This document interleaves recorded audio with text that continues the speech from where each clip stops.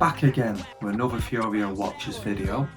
This one all about huge hip hop tracks and the samples that have been used on them. Tracks from people like Jay-Z, Wu-Tang, Kanye West, Nas and many others.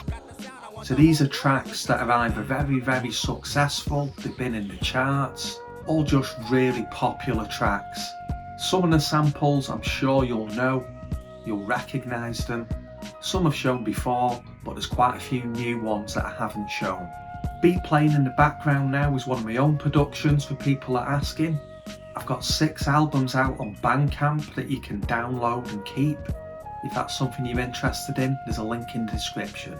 I'm also a scratch DJ for hire, so if you're a producer and you want some scratches laid down on a track of yours, give me a shout. Again, there's a link in the description. Anyway, let's jump in, let's see what the first track is.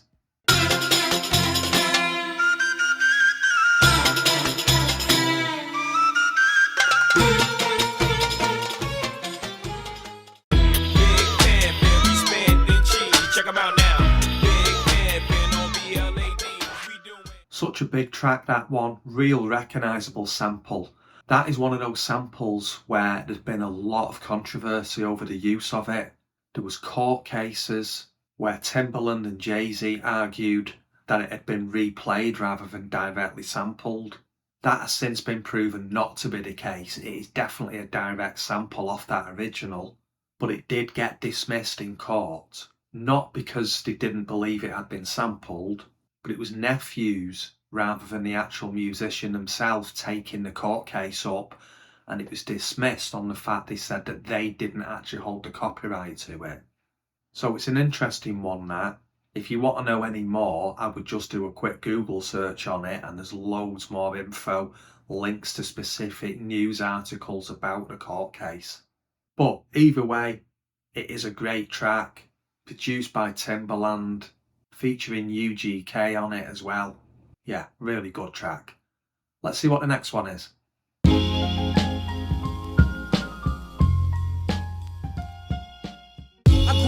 On the crime side, the New York Times side. Staying alive was no job, had second hands. Moms bounced on old men. The Charmels there, they only actually put out 4 singles during the 60s, never actually put any albums out. So that track was actually written by David Porter and Isaac Hayes. So the Charmels were under the guidance of Isaac Hayes during that time. Very recognisable sample from Wu, produced by RZA. Really big single off their first album, that one, and it's still a popular track today. She give me money when I'm in need. Yeah, she give me money. Now I ain't saying she a gold digger, but she ain't messing with no broke. Ray Charles sample there. You can tell from that it's a mixture of a direct sample and also replayed parts of it as well. The scratches on that were actually a guy called DJ A-Track, who I've followed for a very long time. He won the World DMC DJ Championships back in '97 at the age of 15. So he's been scratching a very long time now. Main producer on that, not actually Kanye West, but a guy called John Bryan. He is a producer, he's also a film composer, so he's done soundtracks for quite a lot of Hollywood films. He's also worked with Mac Miller as a producer as well. So yeah, Gold Digger, real big hit at the time, that one. Let's check out what the next one is. I get high when I hear the mention.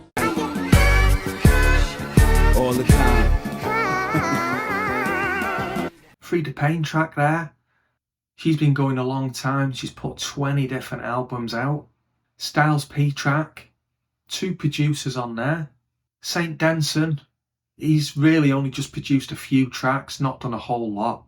But then Swizz Beatz, he's produced a lot of different tracks for some big people. A lot of work with Kanye. This is just one of his examples of those chipmunk style sped up vocals that he likes to use in his tracks. Yeah, works really well, that vocal on this track. So let's check the next one out.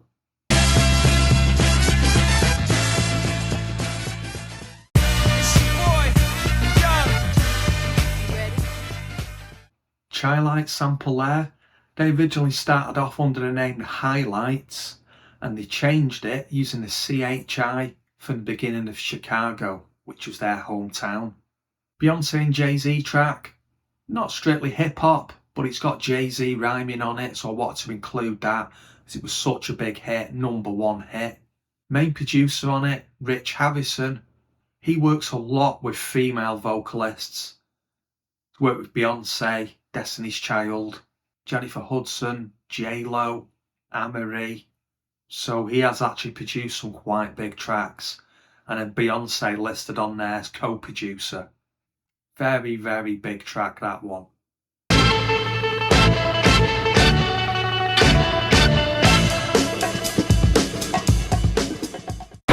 Now let's get it all in perspective. For all y'all enjoyment, a song y'all can step with. Y'all appointed me to bring rap justice. Incredible Bongo Band with Apache. That is actually a cover version of a track by The Shadows from 1960. But that Incredible Bongo Band version is really, really popular. Been sampled hundreds and hundreds of times over the years, that one. Sugar Hill Gang also did a cover version of it. It's also a really good one if you're into turntables, DJing. Really good for beat juggling with that one. Getting 2 copies of it and ripping it up. Nas track. Another big track by Nas. Salaam Remi produced it. He's worked a lot with Nas. He's also worked with some other big artists as well. He worked with the Fugees, produced Fuji La, did the Nappy Head remix for them. So yeah, he's a pretty good producer. Probably not that known in his own right though. So let's check the next one out. I gotta testify. Come up in the spot looking extra fly. For the day I die. Curtis Mayfield, very, very popular for sampling from. He started off in the group The Impressions, left in 1970 to do his solo career. Been very, very successful. Kanye track. Lupe Fiasco featured on that as well. Another one produced by Just Blaze. Grammy Award winning track, that one. Very, very popular track, very big. And another great production by Just Blaze with Kanye.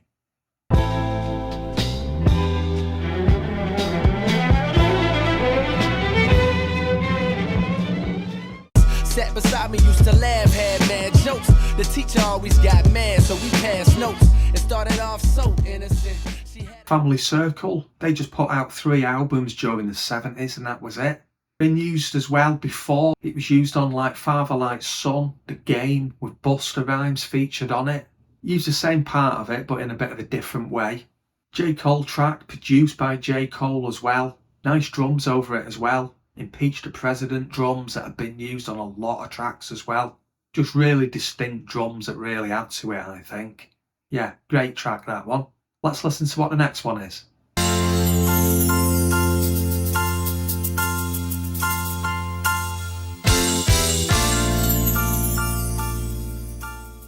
Brooklyn, now I'm down in Tribeca, right next to De Niro, but I'll be hood forever. I'm the new Sinatra, and since I made it here, I can make... The Moments, Love on a Two-Way Street off their debut album in 1969. A lot of people don't realise that's a sample because it's got Alicia Keys on it, who's obviously a classically trained pianist. They assume that she's actually come up with that herself and played it, especially when you see the music video with her on the piano. But no, it is a direct sample off that track by The Moments, featuring Jay-Z on vocals as well. Another very, very big track, that one. Very commercial track. 1,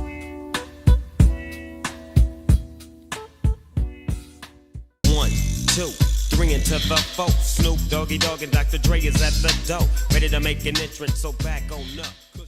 Very, very recognisable sample that from Leon Haywood. One of the very first appearances of Snoop as well. Worked with Dre on Deep Cover, also out in 92 off the movie.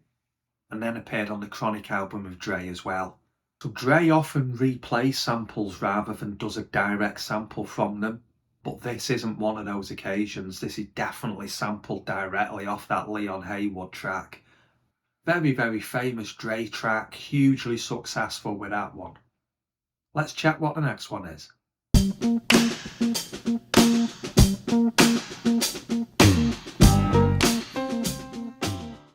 much drama in the LBC. It's kinda hard being Snoop D-O double G, but I somehow, some way keep coming up. George McRae with I Get Lifted. That's been covered quite a lot of times, that version as well. And the following year that came out, Casey and the Sunshine Band put out a version actually featuring George McRae on it. And that version is also very popular for sampling from, been used by lots of people. Biggie Track has used it as well. So the Snoop track, produced by Dre, off Snoop's debut album Doggy Style. More just running in the background. You've got the main synth really that's been played in over the top. But that guitar, you can clearly hear that running in the background throughout the track. I must relax you, I mean totally relax you. New York City. You are now rapping. Barry White, amazing musician. Been sampled so many times over the years. Known as the Walrus of Love. A lot of people don't like that 50 Cent track, the sample. I actually really like it. I just like the way they've just taken that really small part of the guitar and chopped it, changed the pitch of it, and just used that as the full structure of that track. To me, it works really well. That's just my opinion, though. I'm sure a lot of you watching will go, nah, don't like that at all. Not very good. But for me, I quite like it. Anyway, let's check what the next one is.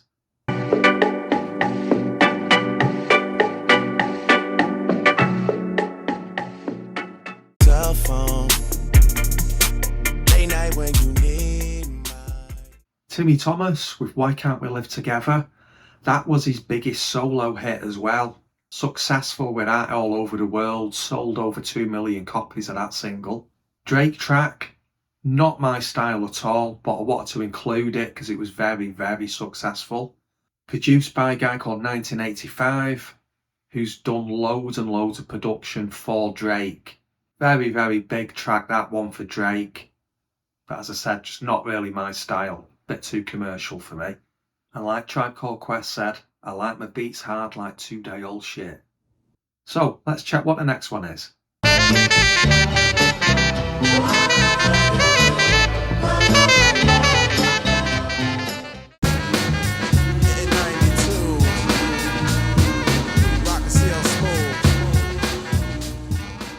Such a famous sample, that one on the Pete Rock CL Smooth track, Troy. Tribute to Trouble T-Roy, who was part of Heavy D and the Boys, passed away in 1990. So the whole track is just reminiscing about his times with him. Such a big track, that one. Real standout 90s cut, that. One of my favourites, one I listen to regularly. So let's check out the next one.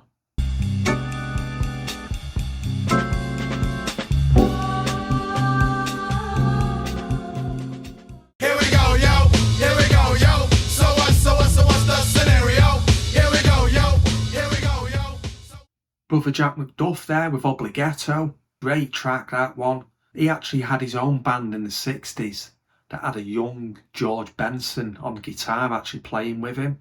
So George Benson has been sampled a lot of times as well. Really great guitarist. That Tribe Called Quest track featuring leaders of the new school. See Busta Rhymes on the vocals. Such a jump up, head nodding track, that one. Don't know about you, but I listen to that and I just want to just nod my head along to that beat. Classic 90s hip hop for me, that one. I'm a big, big fan of A Tribe Called Quest, and that is one of my favourite tracks they've done.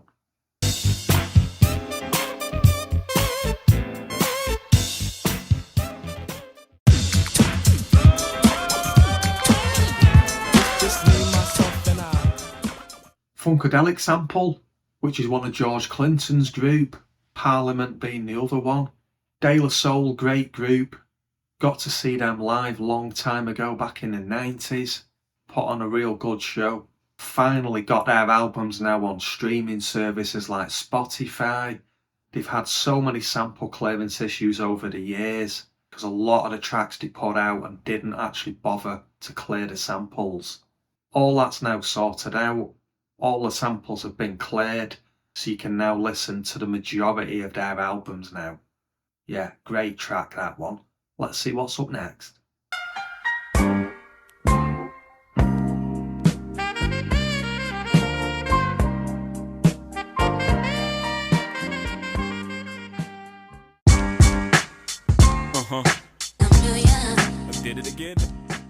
Perfect example there of why I rate Primo so highly. He's taken that track, chopped it up brilliantly and completely changed how it sounds. Totally different rhythm than the original. Works really well with that Jay-Z track. Yeah, another great track from the 90s, that one.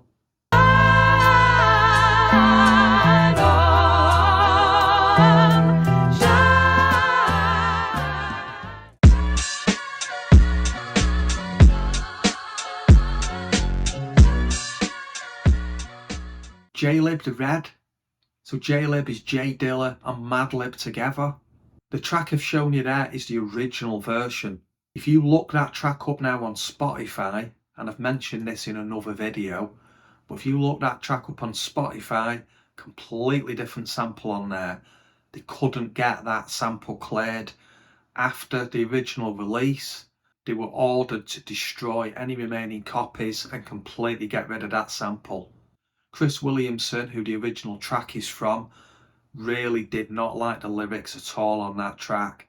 She found them really offensive and said there's no way she wanted her name associating with it. It's quite a rare track, that particular one, that version of it. If you've not already, look it up, have a listen to the version on Spotify. I'm pretty sure the version I've shown should be on YouTube somewhere, so you can have a listen, compare the two of them. Let's check the next one.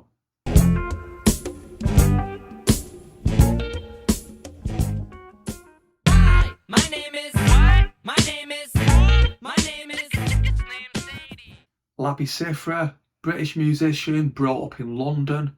He actually wrote the song It Must Be Love, which was a big hit for the group Madness in the 80s. Eminem track, massive track that one, produced by Dre. This is one of those examples where it's been replayed. So it's not a direct recording from that original track, just been replayed to sound very, very similar. Sometimes easier to do that to avoid certain sample clearing issues. You've only got to clear it with the person that wrote the track, not whoever actually recorded it. So that's it. End of the video. Hope you've enjoyed it. I think there's definitely some very, very big tracks that I've shown on here. Quite a mixture, 90s, 2000s. Some more underground artists, some very, very commercial. So quite a good balance, I think. Let me know what you think. Leave a comment, drop a like. Subscribe if you want to see more. Download my albums from Bandcamp. If you're interested in any unedited versions of these videos, where they just run straight without any talking, I do have a members only section where I drop 5 new videos on there each month. I'm not pushing that, just something that you might be interested in. So, thanks for watching.